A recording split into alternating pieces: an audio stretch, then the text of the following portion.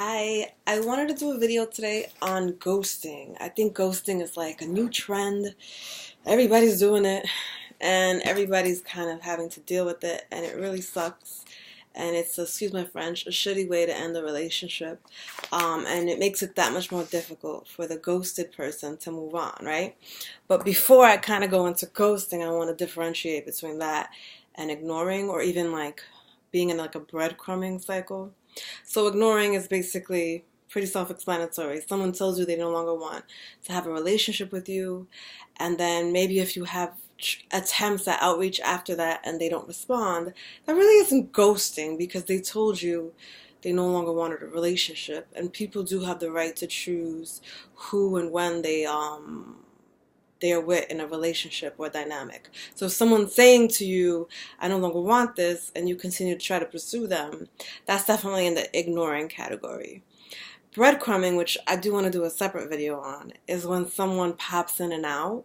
So it's technically a cycle of like being present and ignoring. It's not ghosting either because they always come back, and it's more just them kind of not being consistent, and there are varying reasons for that. Ghosting, on the other hand, is when a relationship ends completely, and they never explain why. They never do a proper breakup. You don't really get any explanation. They just pretty much disappear on you. It's very traumatic. I've heard of relationships even as far as like 5 years, and someone just ghosts the other. And I think that that is really a sad thing to happen because it really doesn't allow the ghosted person to have closure, and it really is very hurtful. But I think people ghost for the main reason that they really don't want to deal with the hard work in a breakup or in a relationship ending. Like when a relationship ends, it's super difficult. So let's say you date someone for 6 months and then you decide you don't want to date them anymore. For you to have to sit down, explain it to the person, maybe they're going to be angry, maybe they're going to be sad, maybe they're going to, beg you to stay. We don't know what's going to happen, but the person doesn't want to deal with any of that. They don't want to deal with your emotions, and they opt to just kind of disappear. That way they don't have to deal. So it's a really kind of selfish way to end the relationship. And I think most people nowadays might be guilty of having ghosted someone, but definitely a lot of people have been ghosted. So it's really not like I'm shaming ghosters, I get it, but this video is really for people who are dealing with being ghosted and are trying to pick up the pieces. So there's a few things that you can do to help move forward. One thing to realize is that being ghosted is a failure on the part of the person who ghosted you and not you. Everybody is worthy of an explanation. Everybody is worthy of being sat down and talked to. And for someone to just disappear on you, it really is just not a nice and kind thing, and it doesn't reflect on you at all. The other factor is the fact that it's simply rejection, and rejection is super hard. Whether you're sat down or not, you just have to deal with the fact that someone is kind of like closing the door on your face, and that's really hard.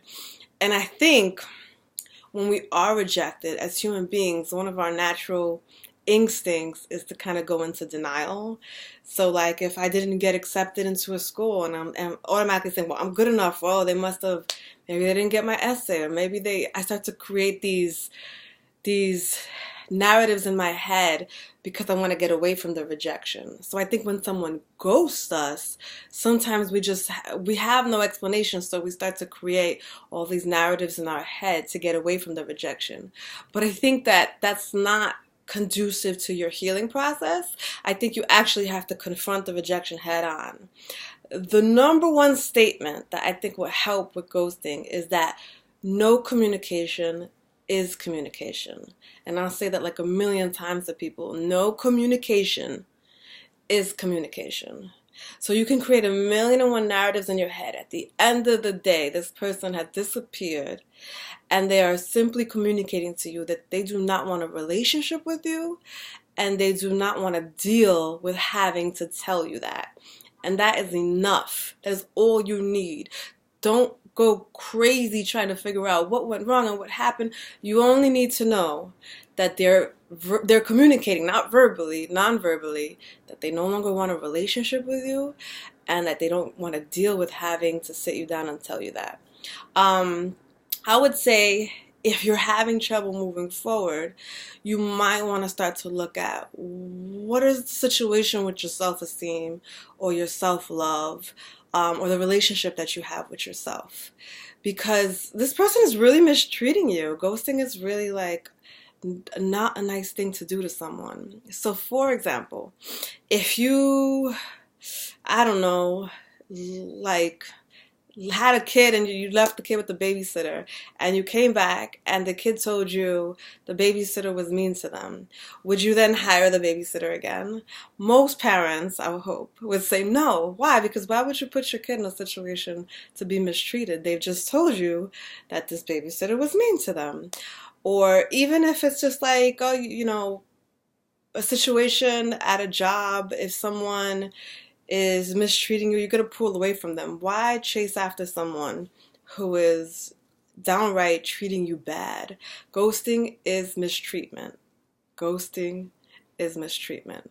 And it's not something that you should be dealing with. And if you feel like you really need that person, then you really need to explore what it is that you're lacking inside of you that makes you want to chase after someone who's not treating you right.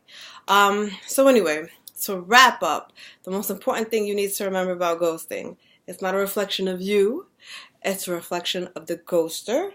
No communication is communication. And if it's difficult to move forward and want more, someone who treats you better, you have to really reflect on your self-esteem and your self-love and what are things that you could be doing to increase that. That way you can find people in your life who are going to treat you the way you deserve. Anyway, I hope you enjoyed this video. You can check me out at www.feelbettertherapyclinic.com.